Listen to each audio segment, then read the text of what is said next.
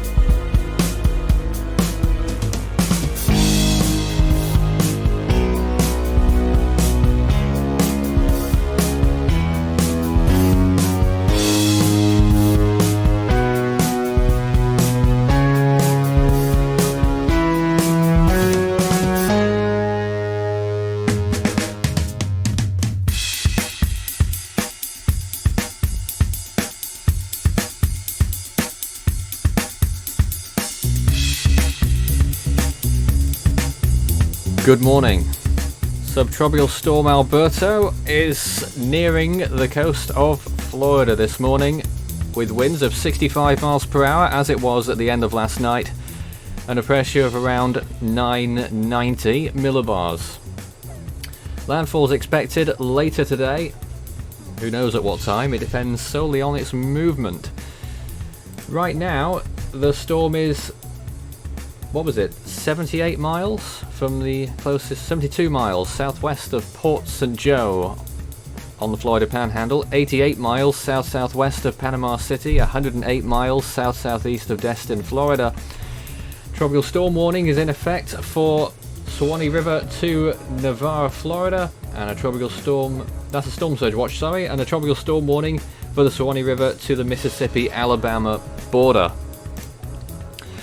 My name is Nathan Foy and I'm taking this live coverage on Subtropical Storm Alberto for the foreseeable. Let's take a look at how it's looking on according to National Hurricane Center's forecast. This is what they're saying, a storm landfall very soon indeed, maybe in the early hours, in the later hours of the morning, early hours of the afternoon, and then moving inland through Alabama and then on towards Tennessee, Kentucky, Indiana, maybe even into Lake Michigan. You never know. Although I do suspect that it will not be tropical by then, as do the National Hurricane Center. 75 degrees at Force 13 HQ, but that's pretty irrelevant. I'll just read through the latest from the NHC. Winds of 40 miles an hour extend outwards up to 105 miles from the center as well. So tropical storm force winds could be being experienced on land right now. It also shows the rainfall forecast at the bottom of your screen there. 5 to 10 inches more could still fall in Cuba, believe it or not. The Florida Panhandle into much of Alabama and western Georgia, they're expecting 4 to 8 inches with isolated amounts of up to 12. The Florida Keys and the Florida Panhandle, the Peninsula, sorry, an additional 1 to 4 inches, isolated amounts of 10. The rest of the southeast and Tennessee Valley into the lower mid-Atlantic from Tennessee east through the Carolinas, 2 to 6 inches. For the storm surge, the combination of storm surge and the tide will cause normally dry areas near the coast to be flooded by rising waters moving inland from the shoreline. The water could reach the following heights above ground somewhere in the indicated areas if the peak surge occurs at high tide. The area in the storm surge watch: Suwannee River to Navarre, Florida, 2 to 4 feet. A couple of brief tornadoes are also possible today from northern Florida into central and southern Georgia and southern South Carolina and southeastern Alabama. And of course swells generated by Alberto will continue to affect the eastern and northern Gulf Coast through Tuesday. That's pretty much the basics there from the National Hurricane Center. And I'm going to bring up now well, just on my screen somewhere else here, the latest warnings from the National Weather Service, just to let you know what they are. And obviously it's quite a broad area that we're looking at. You know, there's quite a lot of real estate that's being affected by Alberto, from southern Florida all the way where to now in the northward extent. If we zoomed out on this image, how far north does it extend now? Quite far anyway, its influence. There it is, all the way up into the mid-Atlantic and beyond, maybe. Almost up to New York, pretty much. But in southern Florida, there are still rip current statements and beach hazard statements that are in effect. Also, flood watches and warnings. There's a flood warning for the Miaka River State Park. It's the only one in southern Florida. And there's a flood watch continuing for a portion of southern Florida, including the following areas: coastal Broward, coastal Collier, coastal Miami-Dade, coastal Palm Beach, far south Miami-Dade, Glades, Hendry, inland Broward, inland Collier, inland Miami-Dade, inland Palm Beach, mainland Monroe, metro Broward, metro Miami-Dade, and metro Palm Beach. Just going a bit further north then, obviously closer and closer to the storm zone. Central Florida's looking not too bad this morning. You can see on the satellite imagery there's a bit of a dry slot. And it would appear that significant rainfall, or indeed much rainfall at all, is expected in parts of central Florida, drawing a line from Orlando to Jacksonville, for instance, maybe even beyond into Georgia. It doesn't look like the forecast today calling for partly cloudy skies with a small chance of rain, so that's pretty interesting. So Orlando and Jacksonville, at least the main places there, but quite a few locations in between as well, might have a decent day, believe it or not, despite being firmly inside the influence of Alberto. Now, looking at the storm zone then, obviously a tropical storm warning is in effect for several areas all along the coastline there, but also for quite a few counties inland as well, extending into Alabama. I'm sure that goes without saying. I'll just read a few of the advisories here as well that also go along with the tropical storm warning. There is a flood warning for the following rivers in Alabama and Florida: the Escambia River near Century, affecting Escambia County. Heavy rainfall forecast there. Can't see exactly. 6.7 feet was the stage of that river. Minor flooding is forecast, and it's expected to get to 17.5 feet. Flood stage is 17 for that river.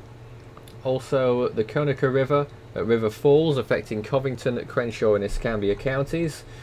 The Shoal River near Crestview, affecting Okaloosa County.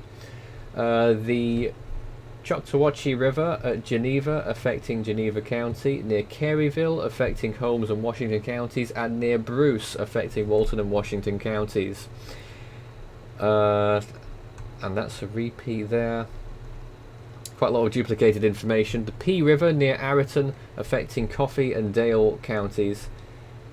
And for Catawba Creek near the US 331 Highway Bridge, also under flood warnings right now.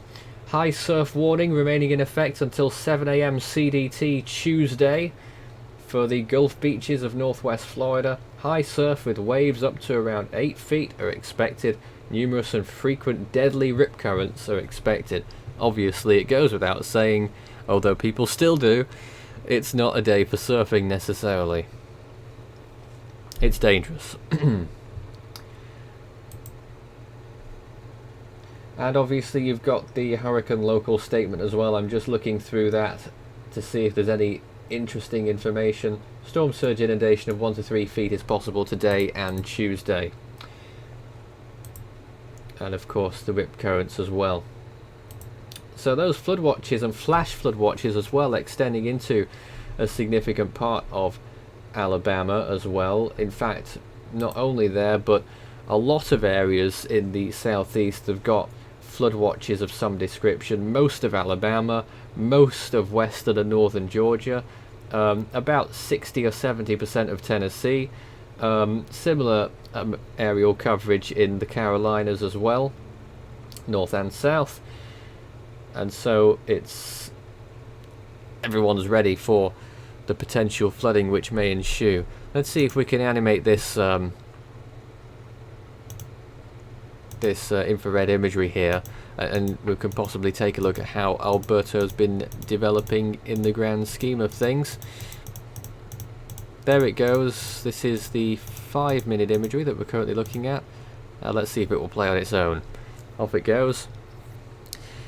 So you can clearly see where the centre of the storm is. Last night, when it was upgraded to 65 miles an hour in that freakish update statement that the National Hurricane Centre did, I still don't know why it ended up being like that. I think it's because I don't know, they were waiting for data and they ended up being late on their update, but the update statement came out on the normal update slot. Very strange, whatever happened there. That was at 0 UTC last night, this morning. You can see the reason why it's not tropical right now is that you could be at Panama City, for instance, right now, and the centre of the storm is very close indeed, but you look at the convection, there really isn't very much, and that is a feature throughout all of the storm here. And that's why it's subtropical and not tropical. Otherwise you'd see bursts of convection everywhere, much more thunderstorms. If we could just get a colour infrared, you'll be able to see, you know, I'm sure you've been tracking, or many people watching have been tracking as we have for quite a few years, and you know what the tropical storms look like when they're making landfall, when they're fully tropical. And you can see that this one has very little convection around the centre of the storm. In fact, you know, the highest amount of convection is very much displaced from the storm. It's just off the coast of South Carolina where there are special marine warnings in effect, and another big patch near the Bahamas. But where the storm centre is itself, there's very little there. So we're obviously thinking about some amounts of rain, but certainly hardly makes a dent into what you would be looking at if it was a tropical storm landfall. That's for the landfall area only. Now obviously we've heard a lot of bad things about flooding further north, and that's not going to get much better either, I'm afraid, because you look further north there and you see that big band of convection that's stronger than the convection near the centre of the storm, and that's probably going to at least stay the same, if not intensify throughout the day, and some thunderstorms may result. And obviously there's going to be significant rainfall there, leading to flooding. But the centre of the storm isn't too far from land now. I'm not sure I could possibly give you an estimate on when landfall's going to be, but if you follow this animation goes on for only an hour. You can see how much progress it's made in 1 hour.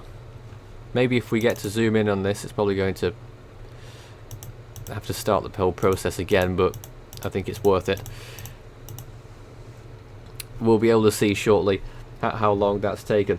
If you've got any questions or comments for us whilst we're on the air, start your message with Force 13 all in text, as some people already have.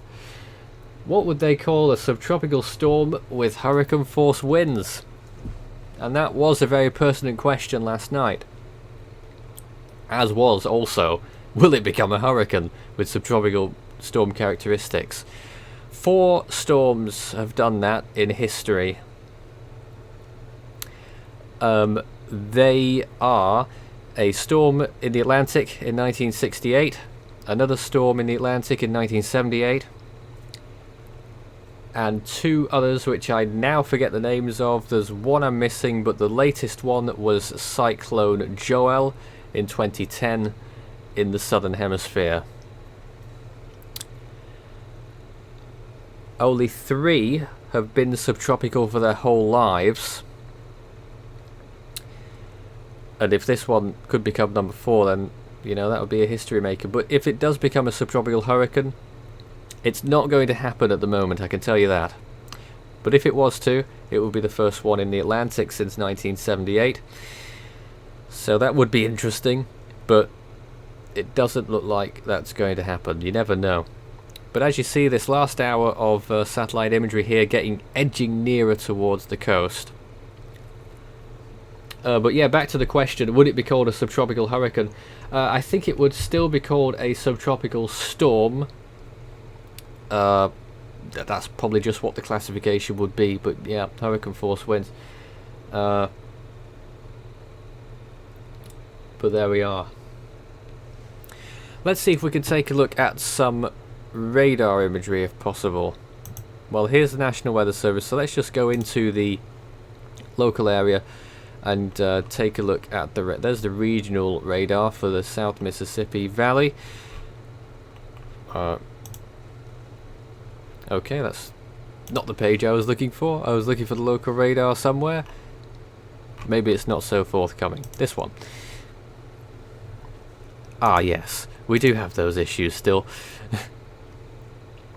Let's see if we can take a look at the storm total rainfall, which I'm quite interested in. Well, in this area first of all. The storm total precipitation. This is from the Mobile, Alabama radar. And as you can see so far, rainfall amounts have been pretty scant. Barely anything. Those blue areas there is just a trace. A trace of rainfall for pretty much the whole area throughout the whole storm so far. Just off the coast of Louisiana there, a little bit more. Nearly an inch. Okay, let's go further east. Which one are we looking at now? Now this is potentially the landfall zone, probably almost certainly the landfall zone, so it's a bit chopped off the screen by the way. But you still get an idea. And again, rainfall amounts very little. When you think about a tropical cyclone, which this isn't, we're just making the distinction. A tropical cyclone, if Alberto was tropical, will probably be delivering several inches to a wide area. But we're only seeing so far 1 inch in a very tiny area near Apalachicola right now. Obviously that's going to increase throughout today, but you see only very small areas. But obviously you can see the storm itself coming in from the south and that rainfall rising. That's the accumulated precipitation chart there that we're looking at. If we were to look at the actual live precipitation, there it is. And you can see what's responsible for those rainfall accumulations so far is that band moving in just off the coast, getting very close to the coast now. And somewhere south of there is the centre of the storm. Let's get the long range, we'll probably be able to see it. There's the long range, and somewhere down there is the centre of the storm, edging nearer to land. We can't actually see the centre properly there, so it will probably take, so we don't know exactly how long it's going to be to make a prediction or its actual movement, but it's going to be a few hours, probably later on this morning. Okay, and let's look further east towards Tallahassee, and let's take a look at the storm total rainfall in this area. Ah, significantly more. So this is where the most amount of rainfall is falling in close proximity to Alberto's core. And interestingly, it is showing higher rainfall readings than that other radar that we just saw for the same areas. So that's interesting. So 1 to 2 inches there. Maybe 2, maybe getting towards 3 inches near the coast. Towards Tallahassee, getting up towards half an inch. Let's go to the Jacksonville area and see how much rain has fallen there so far. None. Nothing's going on there right now, but you can see off the coast, as we were talking about before, as you'll see on the satellite again, that higher amount of convection to the east, just off the coast of the Carolinas, that is producing that red area of rainfall there off the coast. 4 inches. And let's go up there now to Charleston. And you can see there, much more widespread because of that convection being much more well established. And that's more like what you would expect in a tropical cyclone there. A little bit. And you can see it proceeding as well.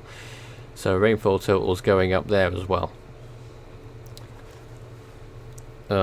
Taking a few places there. Augusta has reached an inch. Charleston just about getting to an inch so far as well.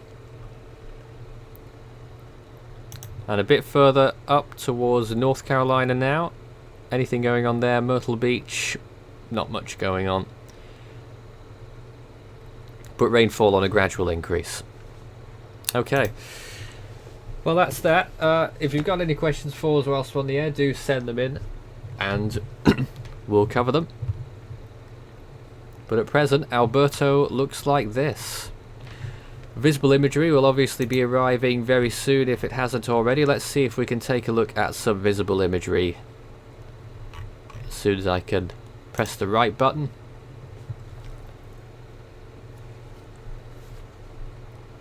It's a bit temperamental. There is an image starting to appear.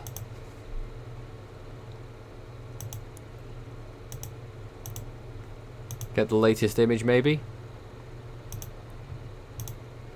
Well, there's a tiny square of... here we are. So here's one of the first visible images today. Excuse me.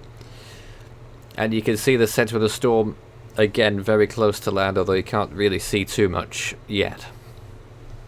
Obviously that imagery will get better over time.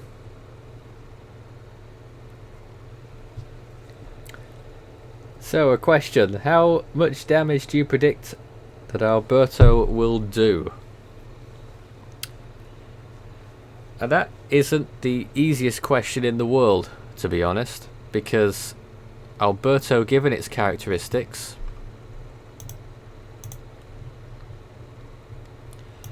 I don't know exactly. It really depends on how.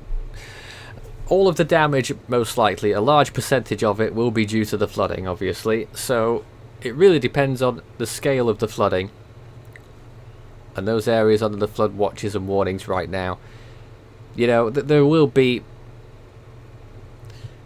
You know, it will get into the millions, because we're certainly gone are the days where a storm only causes a few $1,000s of damages, unless you're extremely lucky. Those are decades ago.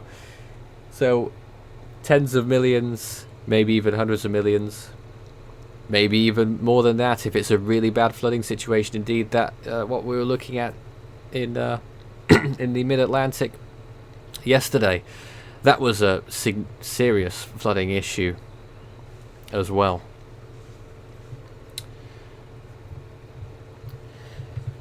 So it really is a wait and see on that, and obviously we would like it to be as low as possible.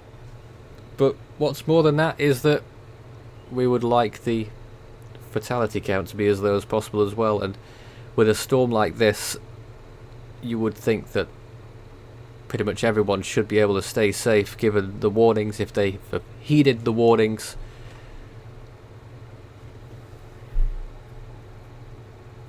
Okay, let's go back to the latest from the National Hurricane Center. If you've just joined us, the news is unchanged from last night. It's still got 65-mile-an-hour winds. It's moving northwest at 7 miles an hour, although I'm not sure if it's moving northwest anymore.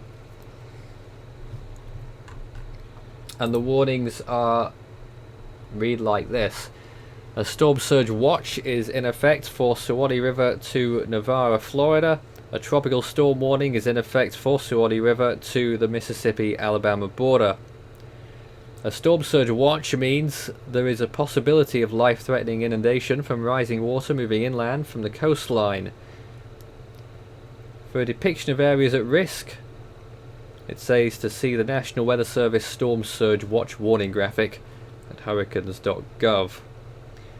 A tropical storm warning means that tropical storm conditions are expected somewhere within the warning area, and probably are occurring. The latest we had on this storm was that it was located, what was it at? 28.9 north and 85.9 west as of 7 AM.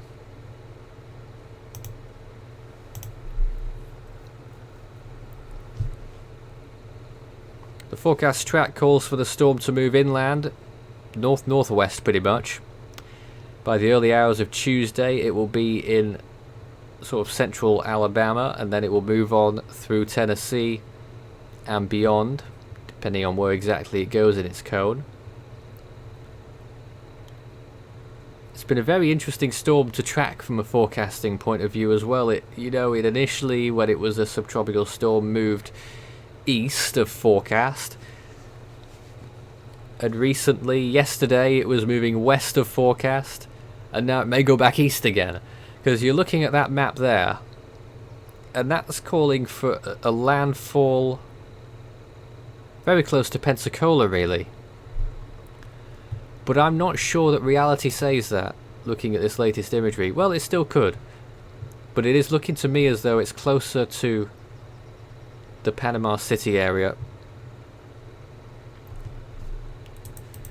Here's some wind probabilities. I'll go through all of them. The percentage chances that I read out are chances of tropical storm force winds.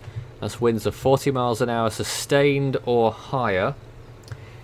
And they go like this: Atlanta, Georgia 5%, Kings Bay 3, Waycross 5, Mayport in Florida 3, Jacksonville 4, Gainesville 4, the Villages 3, Tampa 3, Seneca 4, Tallahassee 14, St. Mark's 12, Apalachicola 54%, Panama City 94, Destin 99, virtually 100 they may as well say.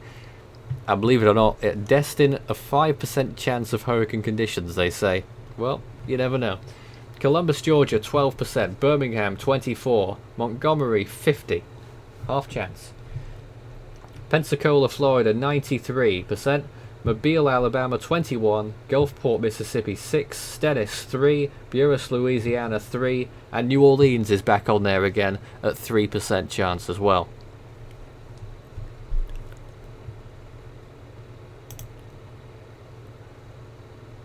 There's the visible with radar overlay as well, in case you wanted some more perspective. And that's how it's been looking as day breaks over the East Coast, over the Gulf Coast.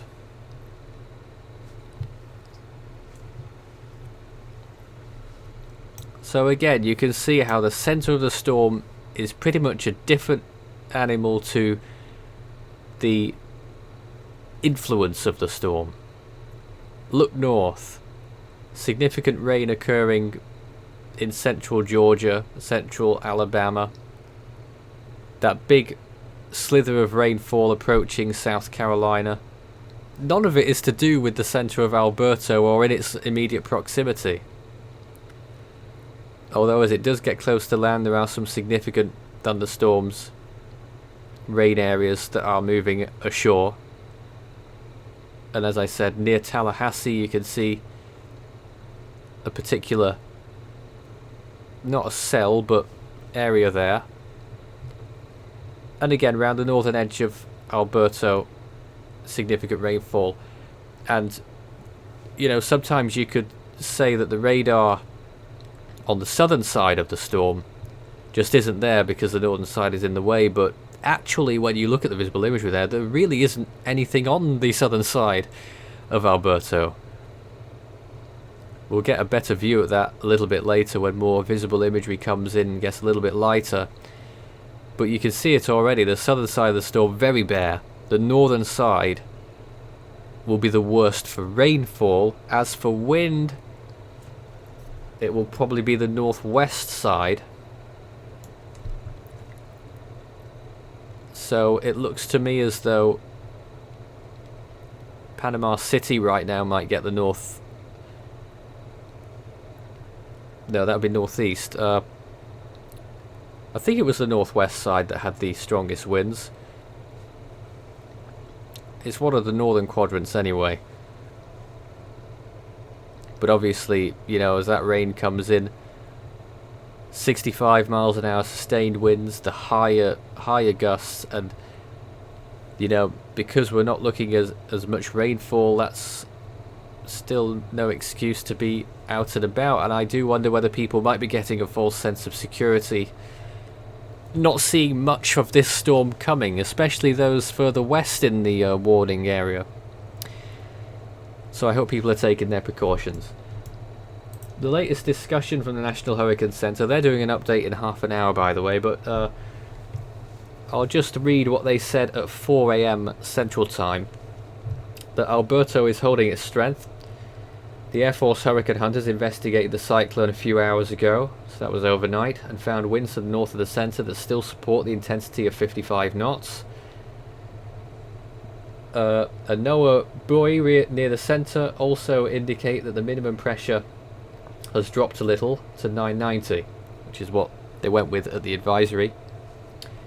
Deep convection remains patchy. You can say that again. However, due to pronounced dry slots...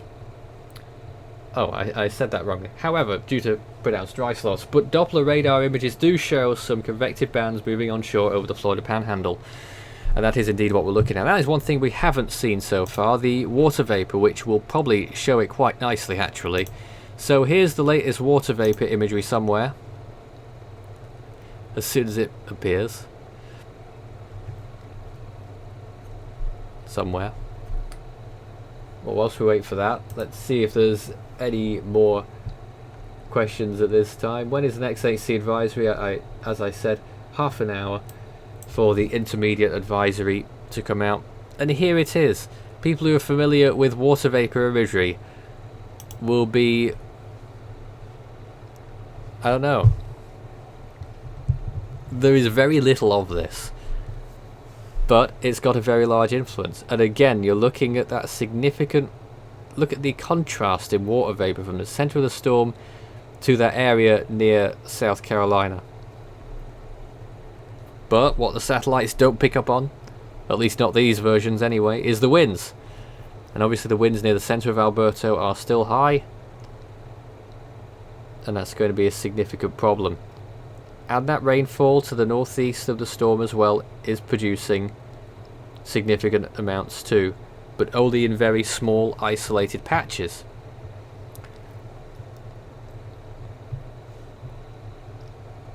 And then you look east there, and that huge, well not huge, but well I suppose it is in storm terms, that dry air slot, and it really wraps around the whole storm. Central Florida, drawing a line from Orlando northwards, is going to be mainly dry today. And into significant parts of southern Georgia as well. And this is why the flood warnings, the flood watches rather, are only in the northern half of Georgia and the extreme southwest.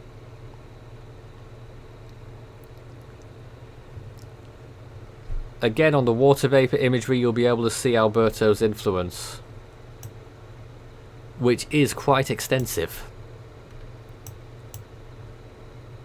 It's a large-scale storm. Look at the big picture, and sort of associated with the storm down there as well is still huge amounts of convection over central Cuba, in which 5 inches of rain further 5 further inches of rain could fall.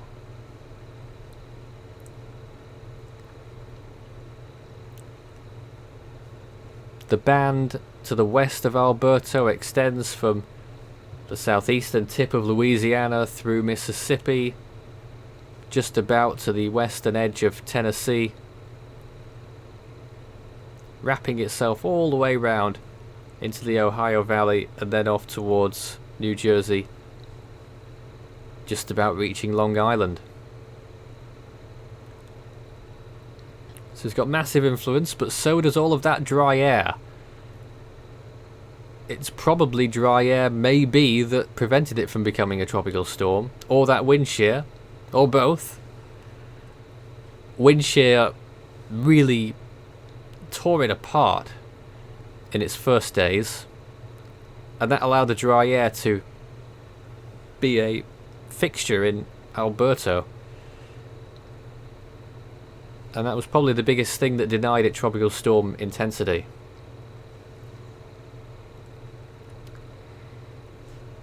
But there it is again. Well, let's take a look at the latest radar again then, and see if there's anything new we could take a look at. Let's go back to the landfall zone.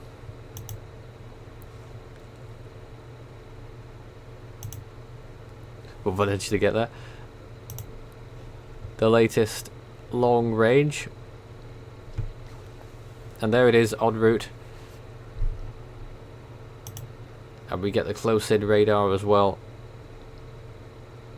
which will show you where's getting the rain right now. And is that a tornado warning?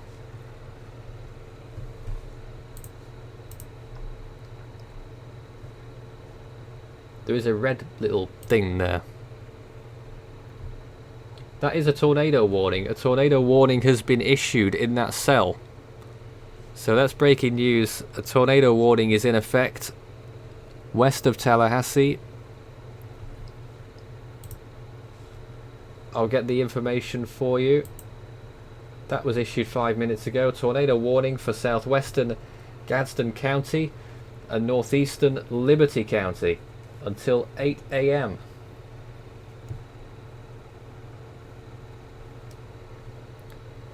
Take cover now in that area. Tornado warning in effect till 8 o'clock. Other locations impacted by this tornadic thunderstorm include Lowry, Juniper, Sycamore, Roy and Sawdust.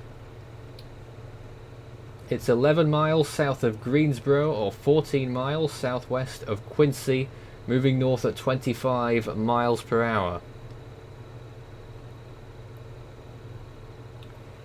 So that is the first tornado warning today as far as I'm aware. And as the National Hurricane Center did say, a couple of tornadoes are possible, and this could well be the first one.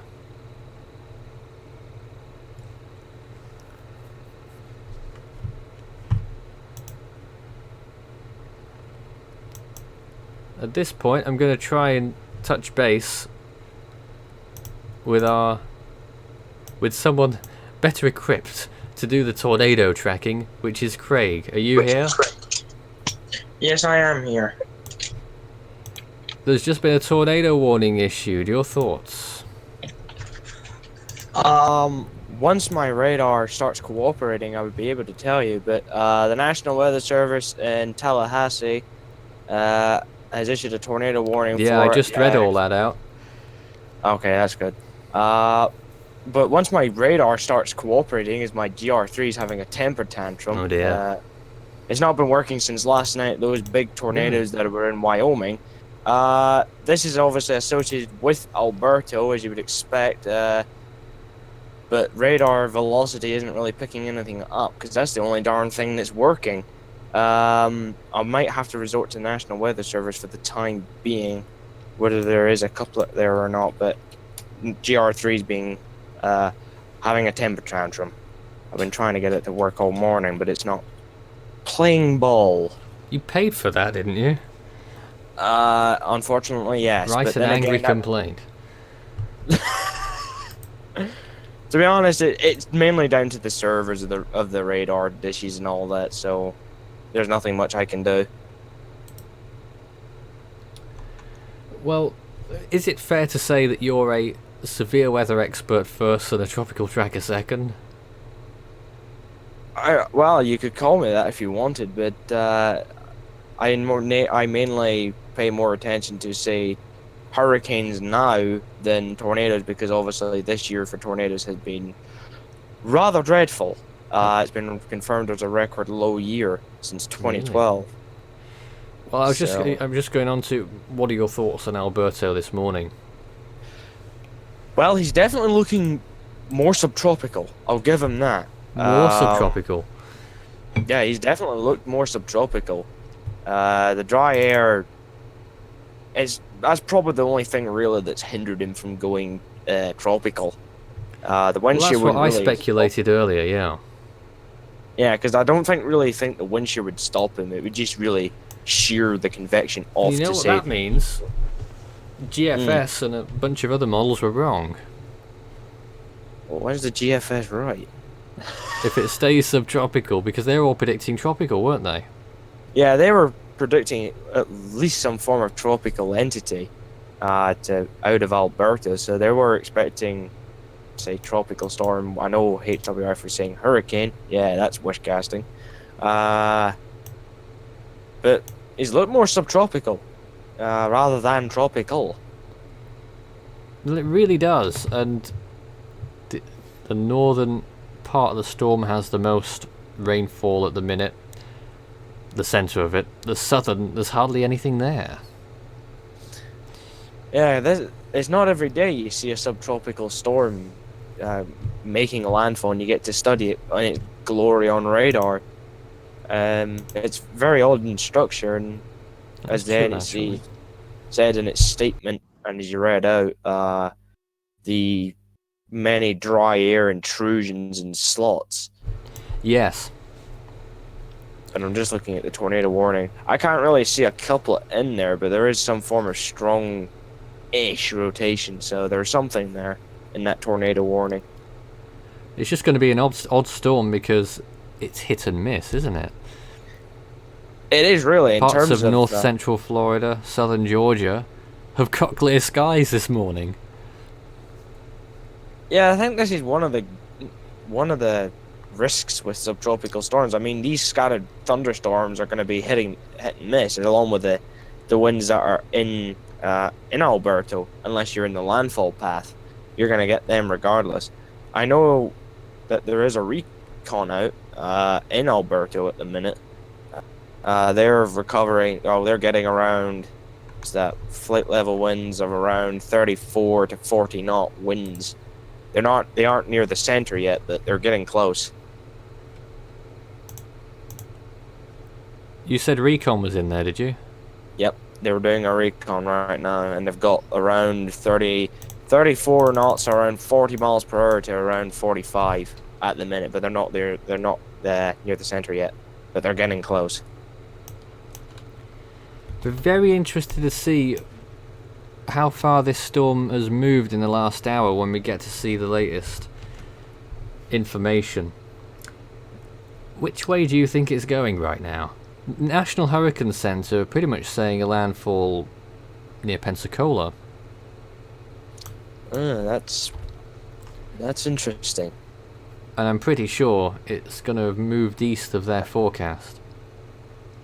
I mean, at the minute, it's looking like it's moving straight north on radar, but, yep. I mean, if it does take another...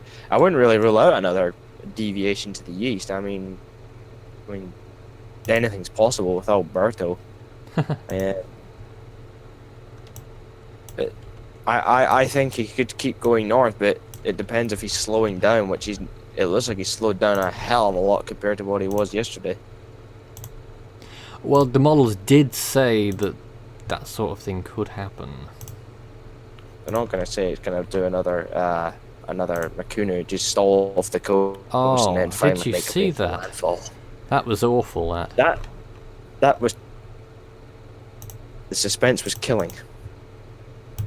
Yeah, that was terrible.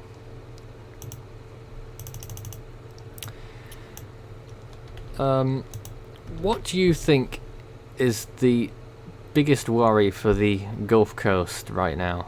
Storm surge, rip currents, rainfall, tornadoes? I would probably say flooding would be your main threat. Tornadoes are mainly just an added side threat. Yes, expect a few of them. Mainly in outer bands, or some of them you can get inside of the cyclone itself, but they're very short, very weak, and can be very short-lived, so they only last, say, a couple of seconds or a couple of minutes, and then they're gone.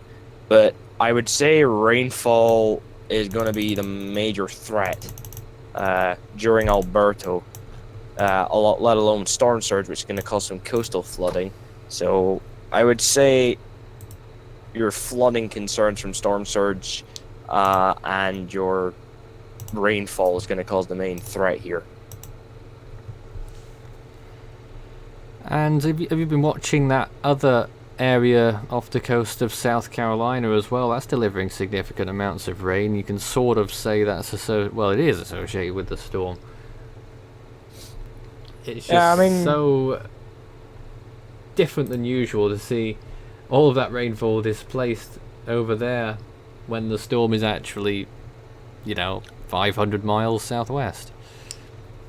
And nothing in between. Very odd. As I know that yesterday Alberto had caused a water spout, so that was in one of his outer bands, so that was something. Tell us about that if you've got any information.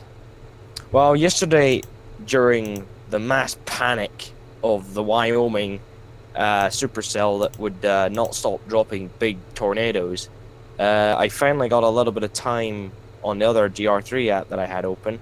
Yes, I had two GR3s open, one for Alberto, one for the tornadoes. They're in one of the bands that was moving towards the Panhandle. There was a brief little vortice. Well, you could call it vortice. A little water spout. Storm Chaser was sitting along the coast, so he's obviously there waiting on Alberto.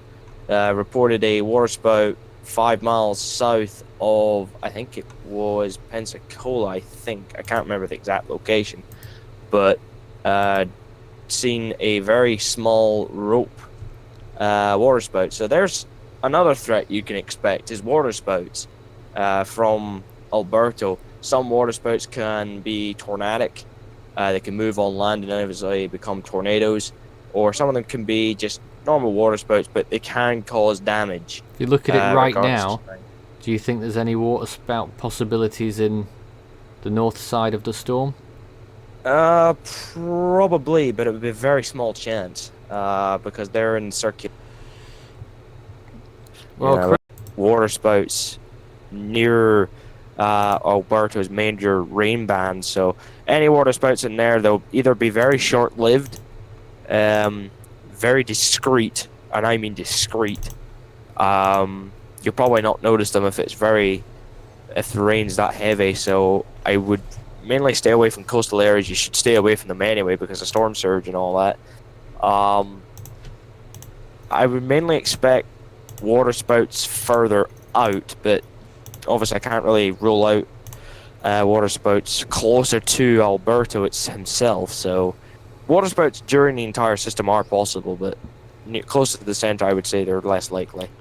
Where are Recon right now? Where are Recon right now? I think they're just about to reach the center. Right. In fact, they've just reached it, and they have not found the winds that are supposedly there on the western side. And what were those winds supposed to... Is that where the strongest winds were? I honestly couldn't tell you because I didn't see the recon last night. No. But the wind speeds on the western side, southwestern side, I should say, southwestern, right?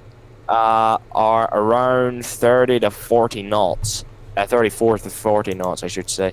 So they are tropical storm-forced winds, but they're just about to do the eastern side now, so that's interesting. Whether the strongest winds are now going to be based on the eastern side with all that convection that's Looks there. like it. It's also looking to me as though it's getting a little bit elongated. Doesn't it look that way to you? It wouldn't surprise me. Yeah, I'm seeing that on radar. Look, the center's actually starting to look like a little bit like an egg. Yes. It's starting to get squished. I don't know what's going on there. I think that could be due to the fact there's starting to get land interaction, and dry air is going to start causing problems. It could actually be now trying to go tropical, but at a very bad time. Oh, don't know. This is the part of the show where neither of us know what's going on and we try to make sense of it. Yeah, which is easier said than done. In a very sad and mildly entertaining way. Oh. If you've got any questions for me and Craig whilst we're on the air, talking about Alberto, start your message with Force 13 all in text on the YouTube chat, which is where we are right now. And obviously I'll take any questions. We're also on social platforms, Facebook and Twitter. Search Force 13 all in text. Follow our pages there. There's regular updates. Ryan Knack said, does this look tropical or still subtropical? I would still say definitely subtropical. Yeah. I know that this thing was supposed to be tropical by now, according to NHC, but it's not. And my GR3 is still throwing its temper tantrum. Would you say that the most likely landfall zone now is Panama City, which is due north of this? It's looking more and more like it the more I look at Alberto. Yeah, It's can't looking disagree. more and more likely that this will be the center of that. Can't disagree. The closest point on land to the storm right now, the closest inhabited place is, what was it called? Port St. Joe? I think you might be right with that. Port St. Joe, that at the beginning of the hour was 78, I believe. 78 miles from the storm. The thing that concerns me about Alberto is that if he does make landfall in Panama City, I'm just noting the little areas of water that are there. I'm just worried about the storm surge, him forcing the storm surge up into those little areas, which could cause even significant flooding if it does make a landfall in Panama City, which could be more dangerous than what the storm's already is. Just thankfully that he's not a hurricane, because it could be a lot worse if he was. They've got a lot of bayous there, Which could be the no, I wouldn't really say saving grace, but and you know, residential areas built right up to the shoreline. yeah. Really.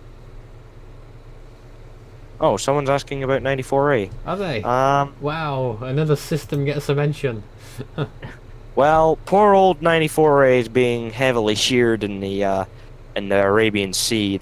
But it's a very heavily shear-induced convection now that I don't really see this thing forming. If it does form, this is going to be a very heavily sheared tropical system or tropical storm. If it even does become one, I don't think it will. Oh, there's supposedly another invest in the Bay of Bengal, 95B, but I haven't seen much of that yet. Well, if you get any imagery, feel free to share it. Recon has just found 992 millibars in Alberto Center. Okay, so slightly weaker. That was right in the center, is it? That wasn't. I think that was directly in the center. I think. So it's looking like. Never mind. They found.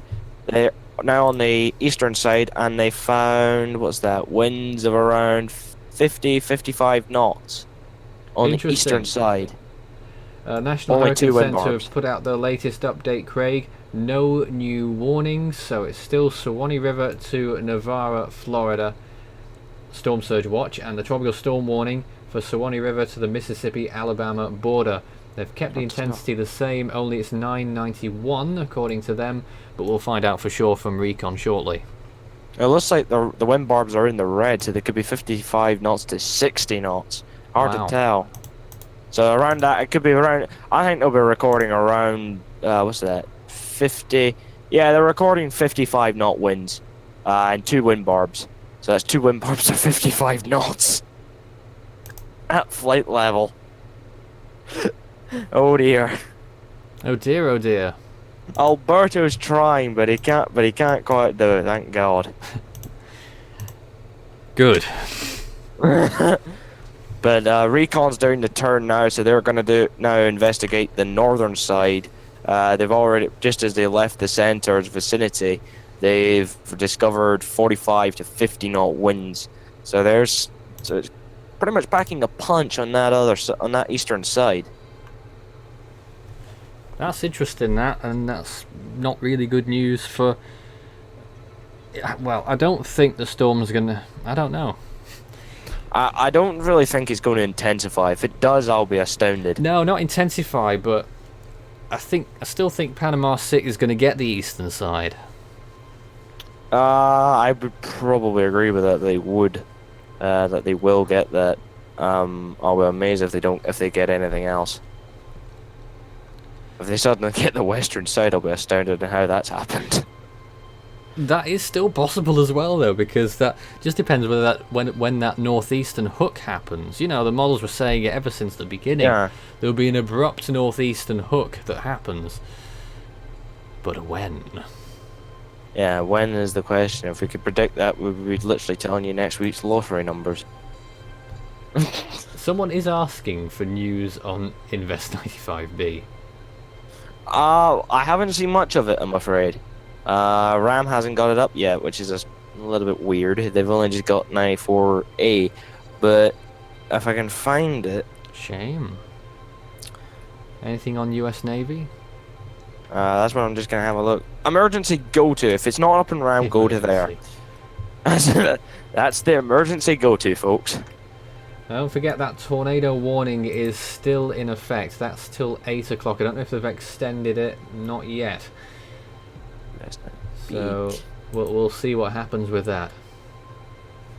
Okay, so looking at 95B, yes, there is imagery of it. I'm just going to bring it up and get a nice full screen of it. Bring up a screen share of it. We might do it at the other side of the hour, Craig. Well, there's 95B anyway, so it looks like it's embedded in the monsoon. So Hold on. Oh dear. There it is. Okay, so there's imagery of 95B in the Bay of Bengal. It's pretty heavily sheared, so it looks like it's a monsoonal gyre. Yeah. So this thing, if this thing does form, it looks like it could be one of them ones where it's a very heavily sheared tropical storm. If it does become one, that'll probably move north and make landfall somewhere near Burma and Bangladesh. We'll pick up on it again shortly. We're taking a break here at Force 13 HQ. We'll be back with more on Alberto and whatever else you want to talk about after this.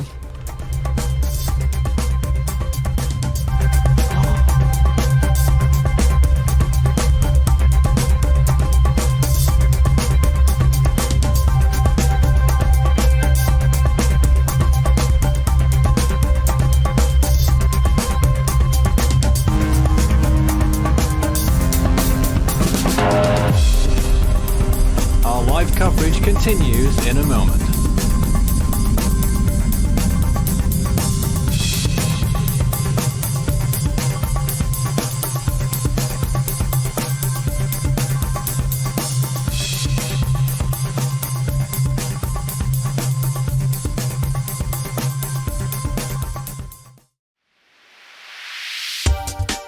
You can follow Force 13's outlets, the website force13.com, our YouTube page, youtube.com/Force13, on Facebook under the same name, Force13, and our Twitter handle, it's @Force13 if you wish to get in touch. You can also add Force13 on Skype and my personal account on Discord, Fool13, at extension 9094.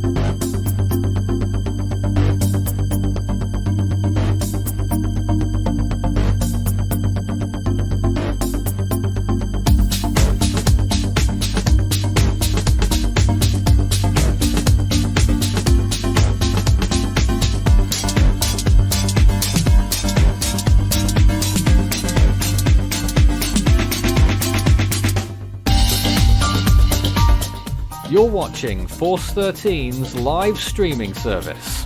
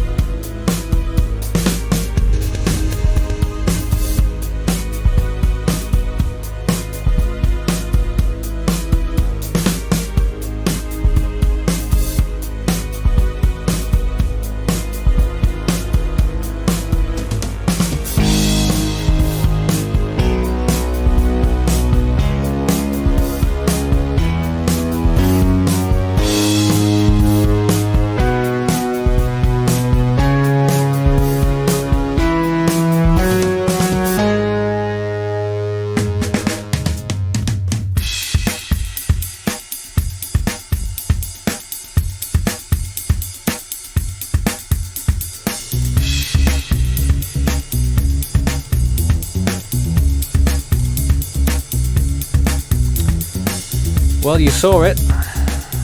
If you were crunching the numbers there, according to Force 13's analysis, Alberto has moved northeast by 23 miles in the last hour.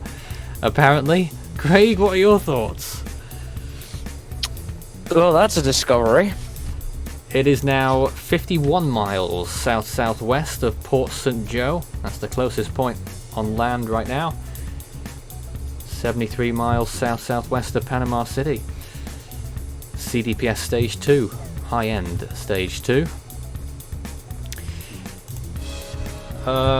Before we get Craig's take, let's go over the National Hurricane Centre's latest information. They haven't changed very much at all coming into this hour.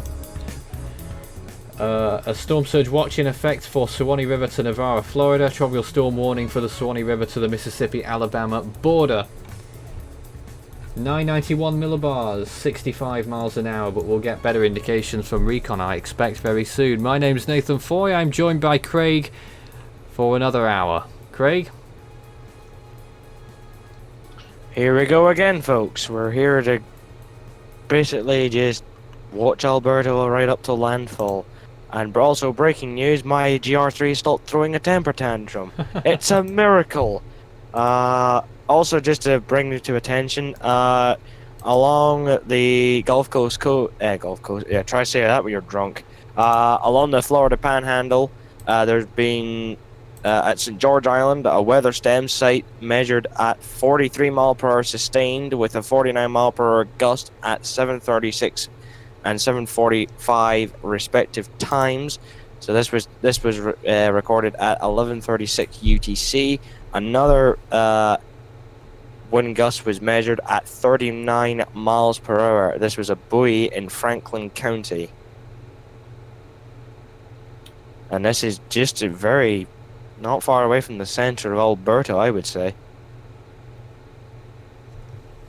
Where did you read that from? This is on GR3. This is what just came in. Well, I'm seeing similar information on NHC, actually. They might be the same ones you're talking about. A wind of 46 miles an hour has been recorded 15 miles south of Apalachicola, but it's an elevated observing station, so I'm not sure what that means for the winds. Well, as long as it doesn't contain St. George Island weather stem, then I've honestly no idea. Where is St. George Island? You know, we're not familiar with the geography. No, we're not. 15 miles south. Well, that is in the direction of St. George Island. Yeah, Craig? That's 8 miles south. So it probably is the same one. I don't know. There's two. There's two of them. Okay. There's two tropical storm wind events that have gone on. This was the one that I read out. Oh right, So we're looking at your map now. Hold on. There it is.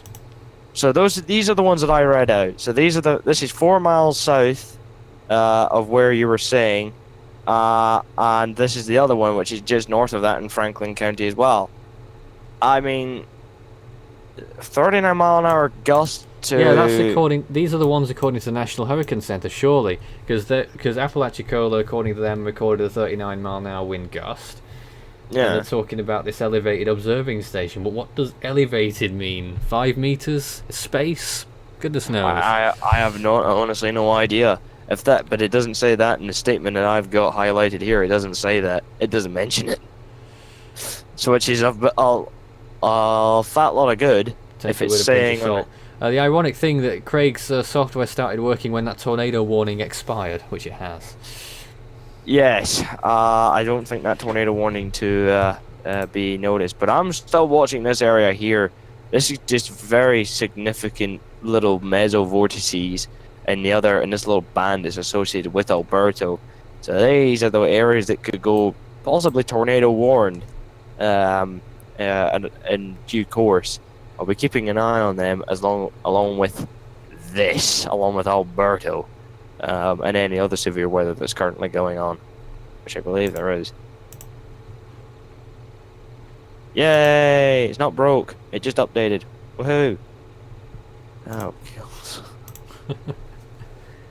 This is the problem when GR3 starts throwing temper tantrums. You don't know when it's going to break. There's no happy medium with it. Let's put it that way. There's no happy medium with it. So according to Force 13, the storm has moved northeast. Uh, And someone has just said in the chat, Alberto should be tropical. No. No, no, no, no, no. Maybe they're just an Alberto fan. Alberto should have been tropical, but it isn't. Stand in the corner and think about what you did. Bit harsh.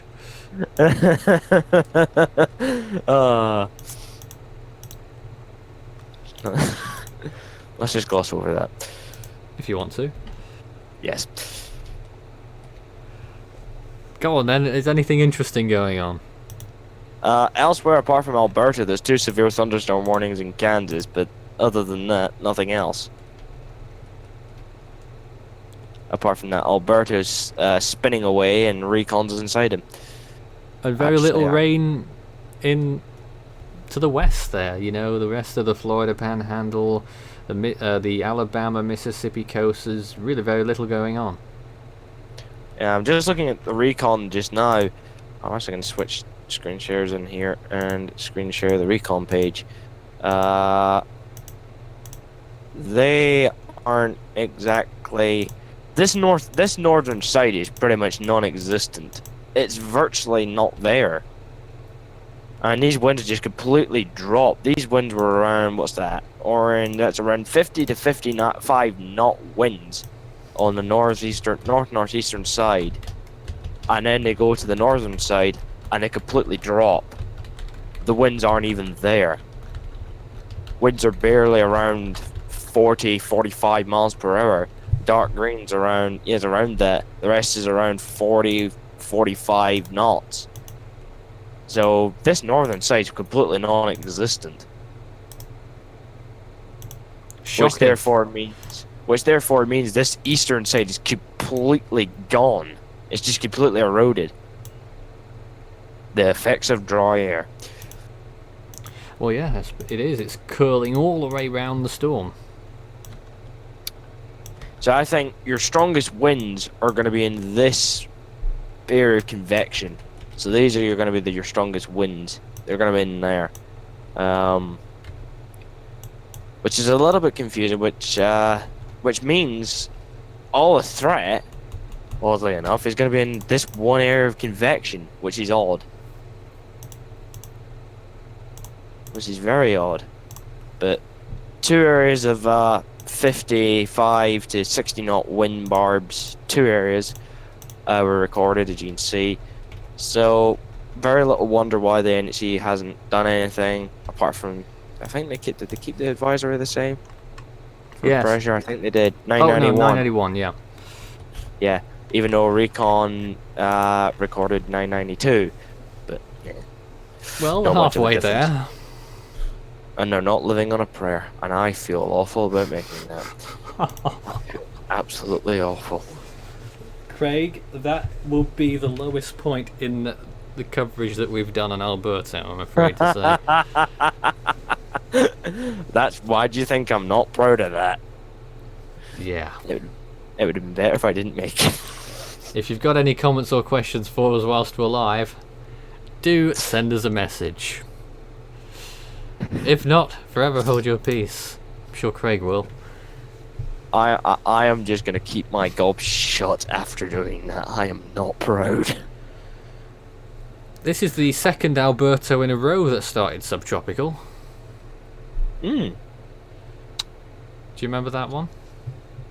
Probably not. It was actually the first Atlantic storm that Force 13 did updates on. Well, it didn't really do updates, to be honest. It just did a final video. The first one it had mid-storm updates on was Beryl. So we're already nearly 6 years of Atlantic storm tracking on the channel. Well, there's a milestone. Hmm. And in its own right.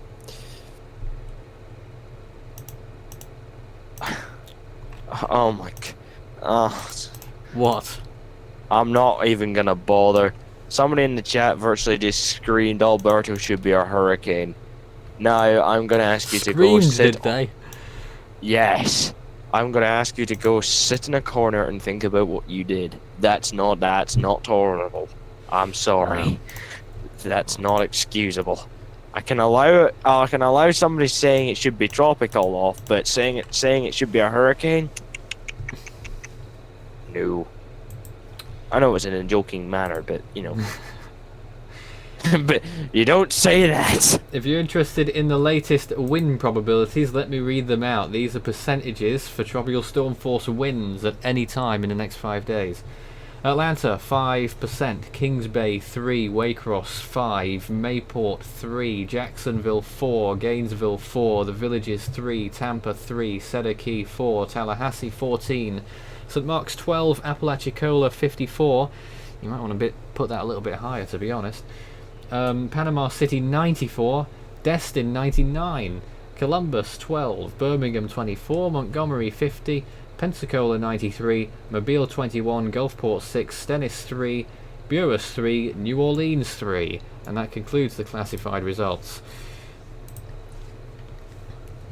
Craig? I'm not saying anything. The tropical storm warning, and actually take a look at the latest National Hurricane Center forecast cone if you can.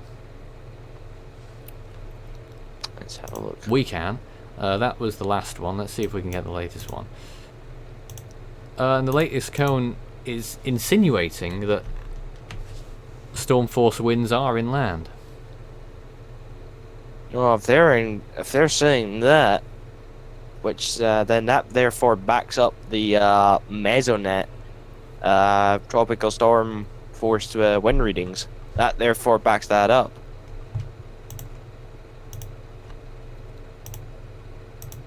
Because if they're saying that there is tropical storm force winds that are inland, then the wind gusts and the sustained winds will be now being backed up by the reported tropical on NHC's forecast. There we are.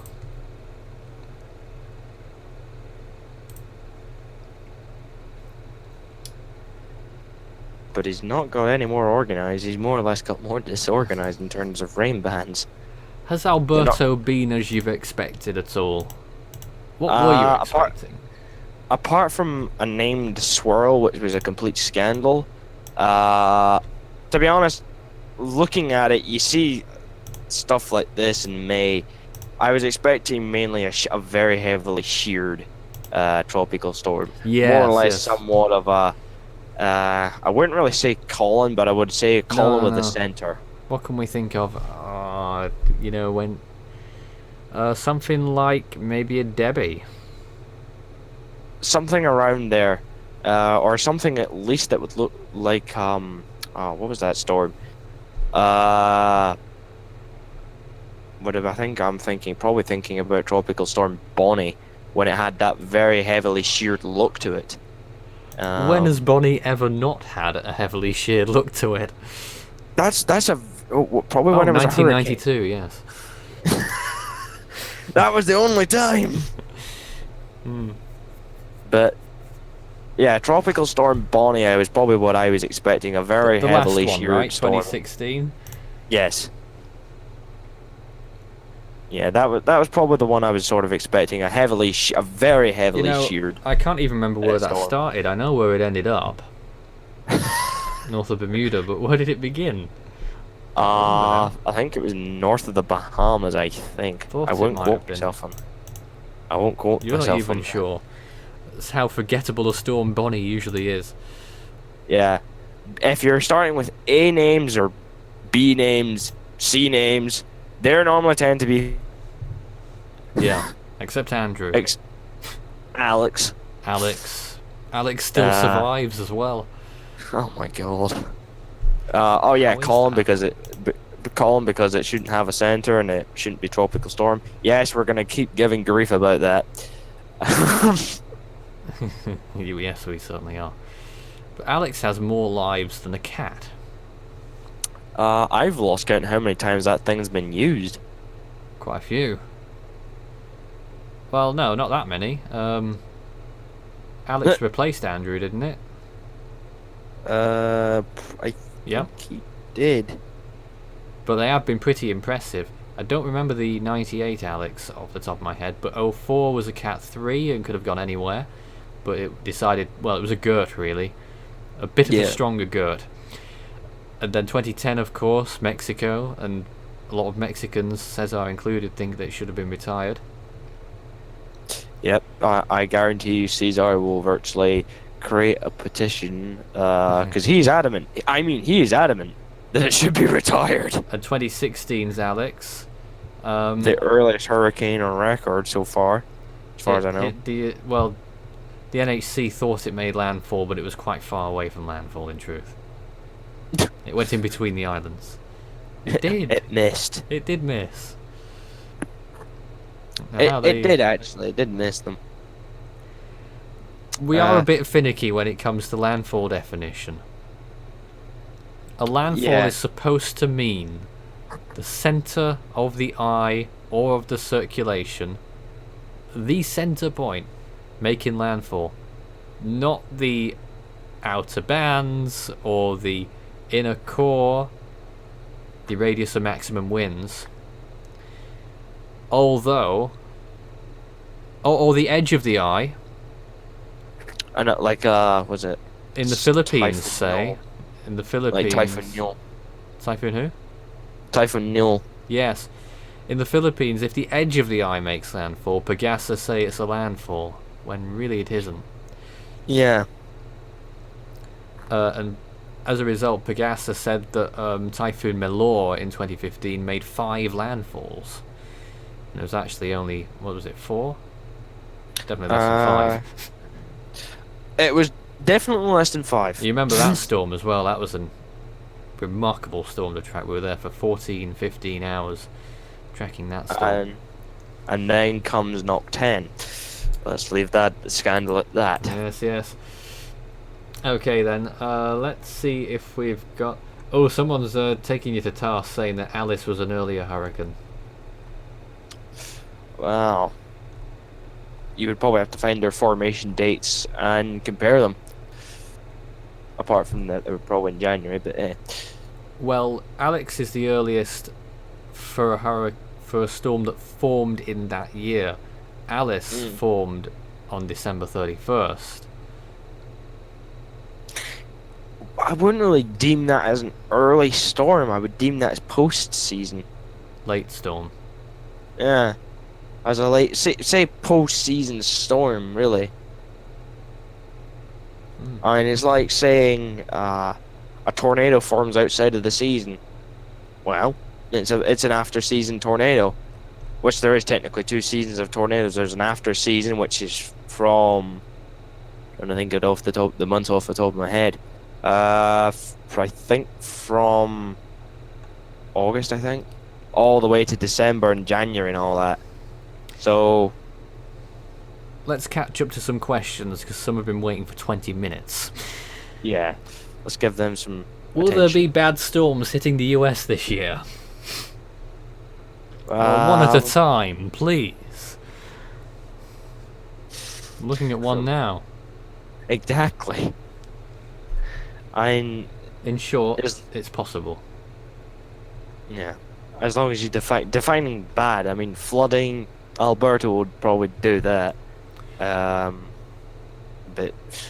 Ryan says, I think that Alberto is not producing as much rain as a typical tropical storm should, which is what I was saying quite a lot in the last hour. What are your thoughts?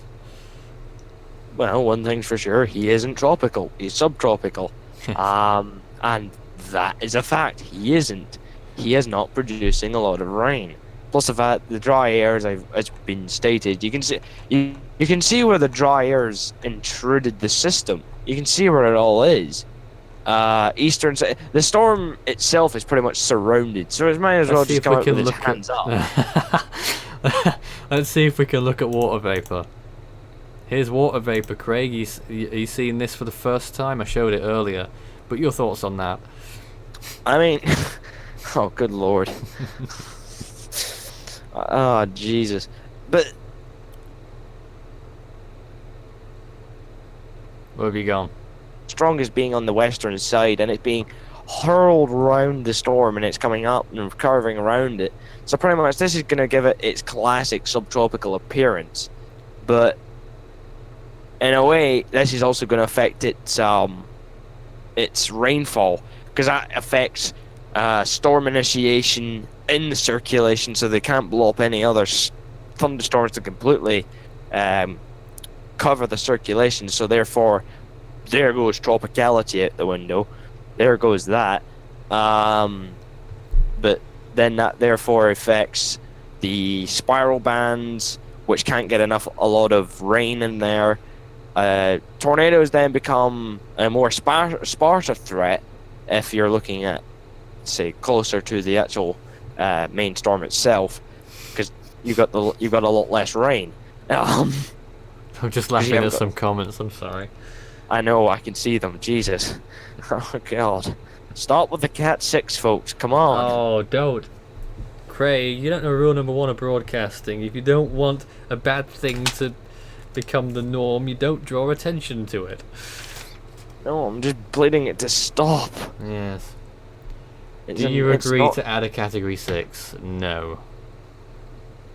As I'm going to say, Saffir Simpson himself does not want a category 6. There's the end of it. The creator of his own scale even said he doesn't want one, and you shall deal with it. Did he say that in no uncertain terms? He didn't want one, or that there was just no need for one? There's just no need for one. It's the same when after Jarl, when Mr. Vegeta himself went to see the damage, he even considered putting an F6 on the scale, but he didn't, because he felt that there was no real need. F5 to EF5 damage is pretty much infinite. It's the same with category 5. 200 mile an hour EF5 will do the exact same damage as a 300 mile per hour EF5. A 160 will do the exact same as a 200 mile per hour category 5. So there's no real difference in why you would need to add F6 or a category 6. Haven't you just contradicted yourself there, playing devil's advocate here, Craig? You just said that 200 mile an hour EF5 is the same as 300 miles an hour, yet 160 mile an hour Cat 5 is the same as 200 miles an hour. Well, think about it. We mentioned that a lot of times during... what storm was it? I'm trying to remember this off the top of my head. I honestly can't think it was a typhoon. You'll have to come back to me on that one. I'll probably have to do that after the stream's finished. Oh, okay then. My memory's not that good. But anyway, moving on back to Alberto. Well, early on in the storm's track, we're looking at its possible areas, and one of the first significant model runs were saying that, the first lot, we're really talking about a Mississippi landfall, weren't they? Yeah, there was a few adamant models saying that there would be a Mississippi landfall. Now, the reason why it's ended up here is that all down to the early days when it moved east of forecast. That would have something to do with it, I would imagine. So would I, but I'm asking you. Yeah, I know. But mainly because of the fact, what really, I would say, it completely threw me off, saying what I thought it had two centers in the center under the convection. All them was centers. Alberto. Oh. Yeah, that's what's going to throw you off. That is what's going to throw a lot of people off. Because I thought that Alberto's center, his main one, was under the convection. Turned out it was a pathetic swirl outside of it. So that's pretty much there. I thought it was going to be moving with the track, so it was going to be moving with it, but that was moving more east than forecast. And this pathetic little swirl was meandering about in the same location for near enough a day or so. Yes, it was. before it started moving eastward, and then it finally turned and then went to Cuba and just decided to straight up die, thankfully. And it's still affecting Cuba, the storm as a whole. Yeah. Its influence. Which therefore which shows how large Alberto really is. I mean, Alberto is hardly a small subtropical storm, and this is quite a large influenced subtropical cyclone. How long till landfall? Ooh. Well, I'll tell you what, at its current pace... how far was it? 50... something? 51 miles to Port St. Joe. I wouldn't really say... Well, looking at radar, the center's actually starting to come onto the radar now, so... Really? Could we have a look? I wouldn't be surprised if we're getting to see... I wouldn't really say it's that far away from landfall, in all honesty. So here's the... I would play the loop, but that's going to be a problem because it looks like it's just jumping back and forth. So there's the center here. So this is pretty much where it's starting to come into view now. And it's moving the general direction, which has been analysed that it is, only so slightly. But I would say, well, rough estimate, well, actually I'm not going to give a rough estimate because that's hard to tell, because it can suddenly change wind speeds, movement speed. But there's the center of Alberto starting to enter the radar frame. How interesting. And some significant rainfall about to make landfall. Which is pretty much where the strongest winds are. So this is basically time then, isn't it? Yeah. As far as what Recon's picking up, this is where the strongest winds are. Recon on the northern side hasn't even picked up. They're virtually struggling to pick up a sustained area of around 40 to 45 knots. They found around 3 areas, but they suddenly literally just drop off. Which is meaning that the northern section is said isn't there. The northern section is non-existent.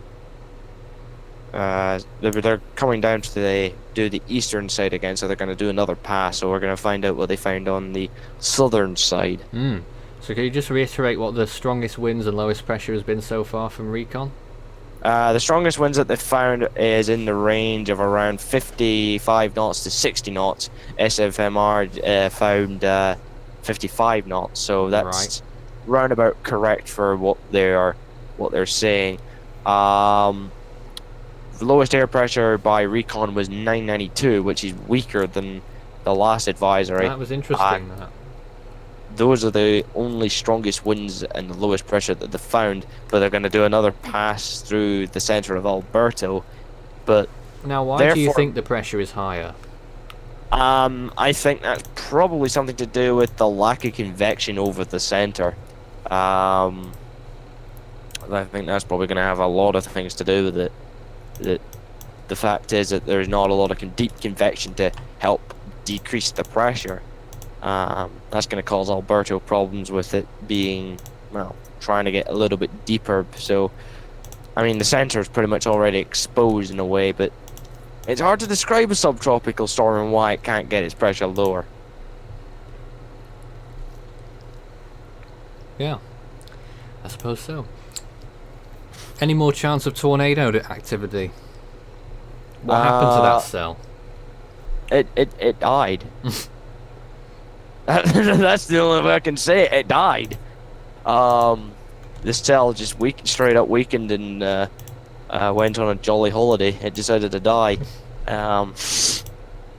which is the good thing, because we don't want to see tornadoes, and we don't want to. I mean, of course, we don't want to see tropical cyclones or subtropical cyclones making landfall, because unfortunately they ruin a lot of people's hard-worked, hopes and dreams, really, and it's very sad to watch it happen. But there's nothing you can do. If you could stop it, we'd stop it, to be honest with you. But unfortunately, it's Mother Nature, and as David says, she can't be ignored. Famous quote. His immortalized quote one day.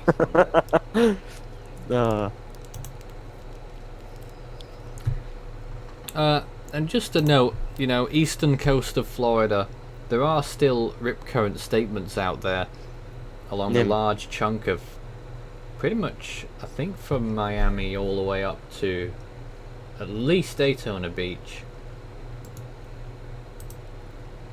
So, you know, it's not just the west coast we're talking about here, and that's going to be in effect all day today and tomorrow. Yeah, this is going to be a major issue. Just looking at the new updated radar imagery. The amount of times, Craig, that we've seen indirect fatalities occur from these storms because people have gone out to sea or done something stupid on the coastline or whatever. I don't know what the number is, but it's several dozen at least. Yeah, this is where you can just it just boils down to saying, well, the NHC doesn't give warnings just for the good of its health. It goes out, they give out warnings the public, and you know, it's amazing, and it's getting a little bit frustration, the amount of, how do I put this, arrogance or ignorance that you see towards tropical cyclones. It's unbelievable. I mean, these things can kill you, and the NHC, or if it's a tornado, the National Weather Service, the reason why they give out warnings isn't for the benefit of their health. It's for the benefit and the safety of yours. Let's finish up. Were you going to finish? Yeah, I was pretty much finished. Oh. Well, let's catch up with some more questions. Has Alberta been hit by a hurricane? Alberta, Canada, I'm assuming. I was going to say, how can Alberta hit... what? I can't remember which one Alberta is, but I highly doubt it. No, probably not. Which one is Alberta? Is that Montreal? You'd probably have to ask somebody that's more familiar with Ontario. I'm not very familiar with Canada. You would probably have to ask somebody Go on, have a look at a map or something. No. Oh, they said they qualified it. Even an extratropical storm? Question mark. Hurricane Hazel, maybe. Depends where Alberta is. Well, extratropical cyclones. Okay, right. I'm looking at... hold on. Let me just see if I was right or hopelessly wrong. Alberta. Alberta. Oh, good lord. What? Is it the long way up? Oh, no. Oh. Let's see our Canadian geography now. Alberta's is pretty much just east of British Columbia. Oh, that one.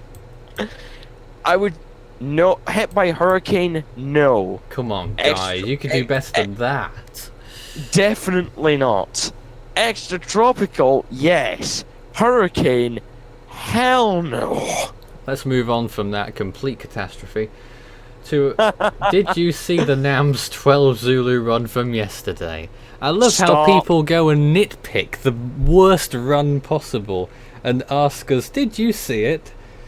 As if it has any credibility at all. Stop. I don't want to hear it. I want that model burned. I want that model decommissioned. I want it sent to hell. Fair I want to see it burn in hell. Right to its author. Dear. Why was 2017 so active? Because you had that transition period from neutral to La Nina, and from 2016 you had that El Nino to neutral, which allowed a lot of favourable conditions to go into the Atlantic. But Hank would probably be the best person to describe that and why. What was the strongest extratropical cyclone ever? I think that might be a European one. We do know that the Brea storm of 1993, which was close to the British Isles, had a pressure of at least 914 millibars. The BBC at the time on their forecast suggested it was 909.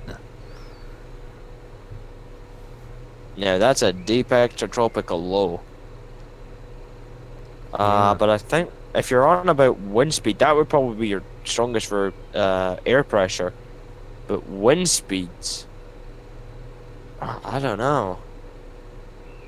I mean, there's no real happy medium with extratropical cyclones because you can't really get an accurate measurement of their wind speeds because their wind field differentiates in different quadrants. One side can be stronger than the other, and the other side is completely calm.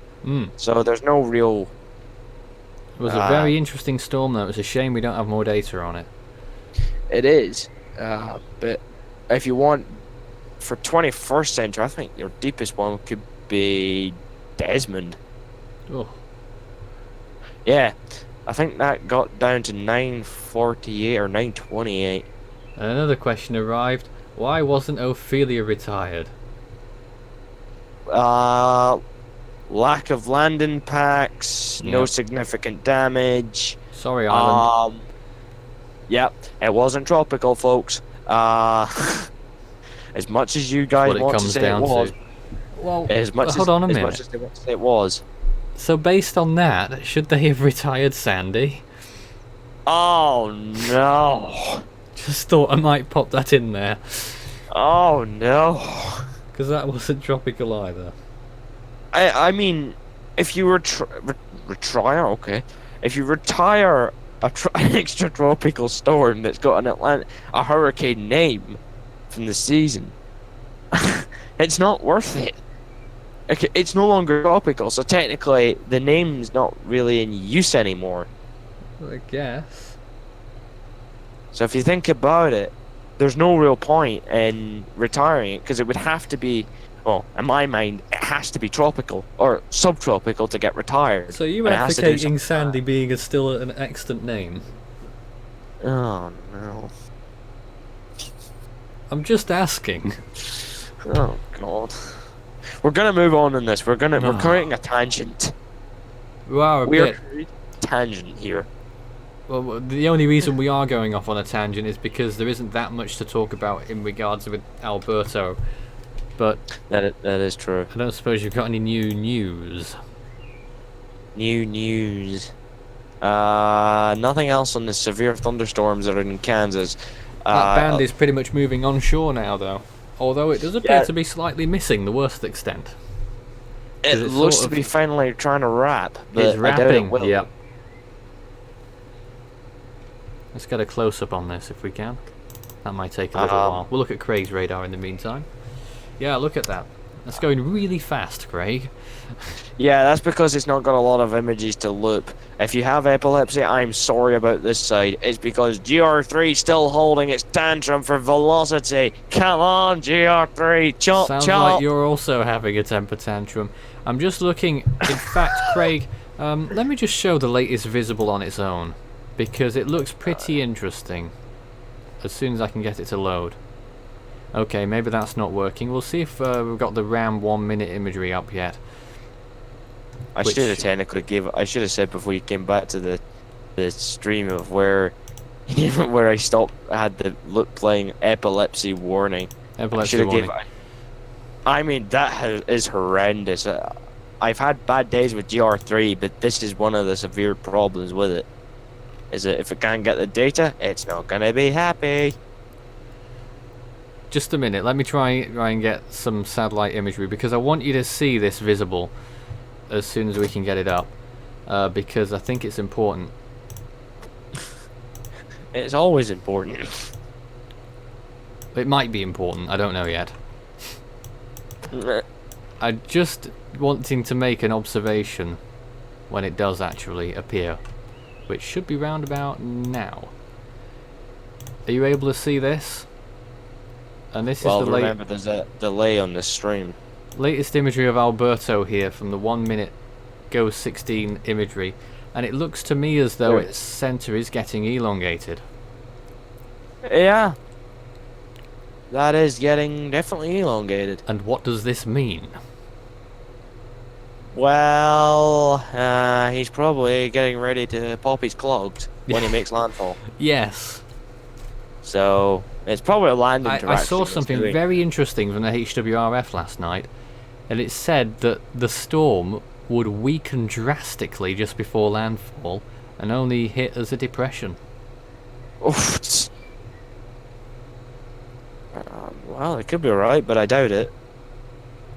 But looking at it, he is blowing up thunderstorms in his spiral band, so he is blowing up convection just before landfall. So And that is a hefty amount of convection now to the north. yeah, he is Is Recon really. still in there? I believe so. Yeah, I'll just have an update on them. Okay, there's been nothing further, but they're on that eastern side now, and that eastern and northern side isn't there. The eastern side especially isn't. Yeah, not they so are much left of it. they are struggling to even find close to tropical storm force winds on that eastern side. The best winds that they've found so far on their second pass through the east side is 30 knots. In their first pass heading into the storm, they did find tropical storm force winds in 2 areas, but only 40 to 50 mile per hour.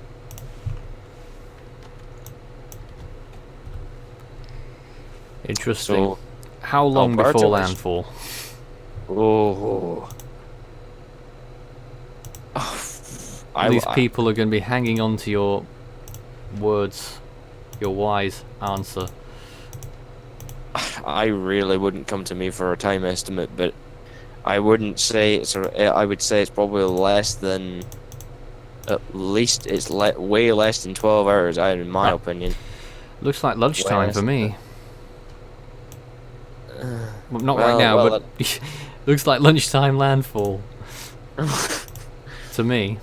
Yeah, probably would be that. Probably be a landfall at noon. But Unless it decides it wants to stall at the very last minute, like Mikunu did. no. That right there was torture. That was torture. Wasn't great. Yeah. But I think Alberto will just go up to the coast and just make a landfall. No fancy tricks or no funny business at all. Just goes straight on and make a landfall.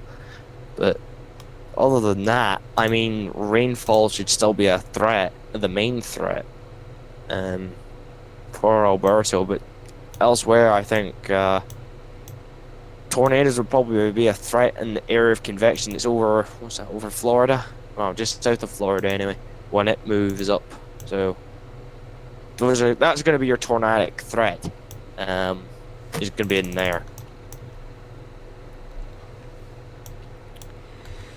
It's 9:15 on the east coast right now, this May 28th, and it looks like Alberto is going to make it his landfall day. We're thankful that it's going to sooner or later. We hope it's sooner so that the storm can get destroyed, I guess. Yeah, The flooding risk is high though, and 1 or 2 tornadoes are possible. We've already had 1 tornado warning this morning. Very close, just to the west of Tallahassee, probably on the I-10 corridor there. Yeah, other than that, there's been most of the tornado warnings have been in Florida. Most of them have been. When you say most of them, how many have there been? Very little. Oh. 1 today. I and mean, how many yesterday? I only counted about, say, 3 or 4. I mean, this really corresponds to why this has been a record low year for tornadoes. But this has only been the second time I've seen a record low year for tornadoes, and that was 2012. That year was terrible. But that was for a transition from strong La Nina to, I think, neutral at that point. Probably going to get ready to transition to an El Nino, which would have been 2014-15. But I wouldn't be surprised if Just at one one point we note do about see that wider issue. Where are we with that right now? On the way to El Nino? I honestly could not tell you. Probably. I must say, looking at this imagery, don't you really think it's starting to look lopsided? It is starting to look very sad. Not like it was already very sad, but it is looking very lopsided. Might be because of how the convection is based and positioned on it, but I would probably have to foregone conclude that, yeah, that's lopsided. Land interactions is going to be causing it major grief. Why do you think the National Hurricane Center didn't issue a storm surge warning for this area? I think they weren't really expecting much storm surge to go into this area. I think they were not really hardly sure expecting anything. what the criteria would be either. Between a watch and a warning. Storm surge watch is in effect, just in case you didn't know, Suwannee River to the Mississippi-Alabama border. Mm. And it looks like they're going to be content with that, because they would have issued a warning by now if they thought it was possible. That is true. That is true. They would have done, but I honestly don't know what their criteria of a storm surge warning is. Nor do I. So that's that. Right. If you've got any questions for us, do start your message with Force 13 all in text and we'll get to you as long as we can. Dawn would like to know, what was the first hurricane or tropical activity that you tracked? Well, as I said not long ago, in the Atlantic, it was Alberto Beryl that we did the first ones that we did updates on. But how long have you been tracking, Craig? Be about 3 years now. So, I mean, if you're on about worldwide, it would be would have been Bansi. If you were on about worldwide, that would have been my first one. Why did you? I've been obsessed with. How did you get to know Bansi? That's actually a long story, really. I just decided to have a little spike in curiosity to see what was going on worldwide, and here was the invest that then led to Bansi. So well, it's spinning, so I'll just, why not? It's a spinny thing. Why That's not? Craig's excuse for being a storm tracker. It's spinning. It's spinning. It's something. Well, curiosity killed the cat. And well, my first storm was, I believe it was Typhoon Choiwan in 2009, and Hurricane Bill of the same year. Those were my first two storms that I actively tracked. Yeah, the first typhoon I got was Mekhala at the same time as Bansi. Yes, believe it or not, I had three. Yes, and Bansi, we were doing Chedza. updates. Yeah, it was Bansi, Chedza, and Mekhala. Category 1 typhoon. First South Pacific would have been, I think, Niku. Who? Tropical Storm Niku. I can't honestly remember that one. Then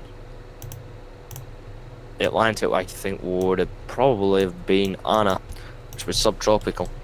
2015, yeah.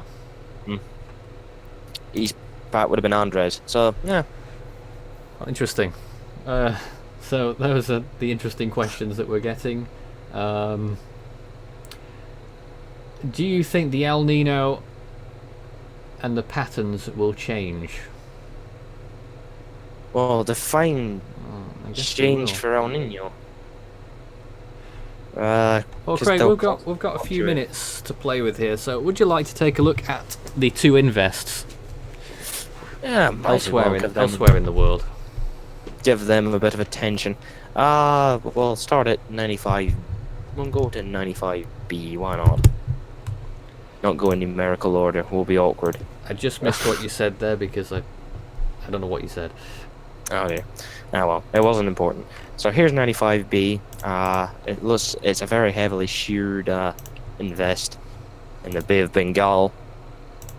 This formed yesterday, I believe. My prediction, if this thing does form, this storm would probably be a very weak to maybe a moderate strength tropical storm moving north. Either could end up making landfall in eastern India, Burma, but my best bet would probably be Bangladesh, because they always seem to get most of the tropical storms that form there. It does end up being that way, but when India gets them, you know about it. Oh yeah. I think there's going to be a lot of interest around 94A because we've just had two in the Arabian Sea. Mm-hmm. Segar and then Mekunu, and they were both exceptional cases. Yeah, very odd cyclones as well. So what's this one doing? Being sheared. That's the best bet for it. But 94A. Is it still just off the west coast of India? Yes, it is. It is still just off the coast of India. It is. But looking at it, you can see this is very heavily sheared. I don't really think this will form unless shear relaxes over it. In fact, I'll just have a look at the wind shear. It's pretty appalling. But the thing is, I think this is normally typical when the monsoon comes over the North Indian. I don't really think the Arabian Sea gets affected by it, but sometimes it can be. But the wind shear for that, oh, that's brilliant. That's terrific. That's the best graphic you'll ever see in your life. So there's the last wind shear graphic that you'll see. Very high and increasing for both storms, both systems. I think it's a foregone conclusion that they've had it. The basin is closed. But mind you, we've seen tropical cyclones form there with exceptionally high shear, though. We've seen that. So technically, they've not had it yet, but I think they've had it. I've just contradicted myself, but never mind. This basin's still a thing, just for those that... Yes. Where has the West Pacific gone?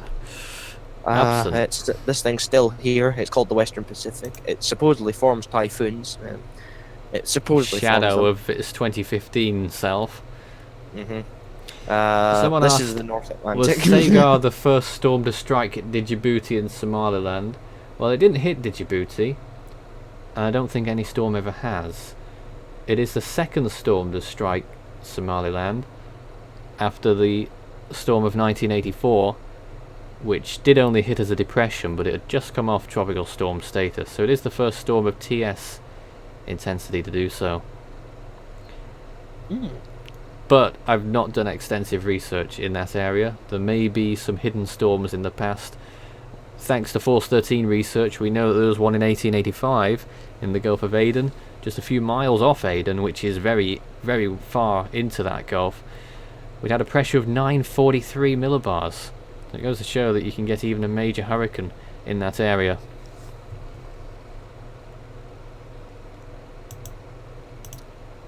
Well, there's the wind shear for the Atlantic, and you see there's Alberto. Yeah. That's an incredible amount of wind shear. Yeah, that's really what's going to be causing Alberto all his grief.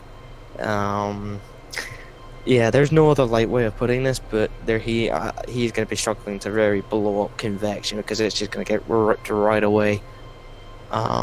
It's very favourable for supercell development. I'll give him that. The wind shear is high enough for it. Well, you can see why there's no convection, or very little. This is exactly why. Certainly not high level. Yeah, this is exactly why there is that. That's exactly why. I mean, mid-level shear, I think we'll just have a look at that. Very little mid-level wind shear. Right. So the mid-levels is probably where you're seeing that convection. But that makes sense. Yeah. But the rest of it, I think you can count the upper levels as history. Gosh. Yeah. I think the Eastern Atlantic. How can we get thunderstorms when there's no wind shear? How does that work? The UK apparently that? getting some thunderstorms.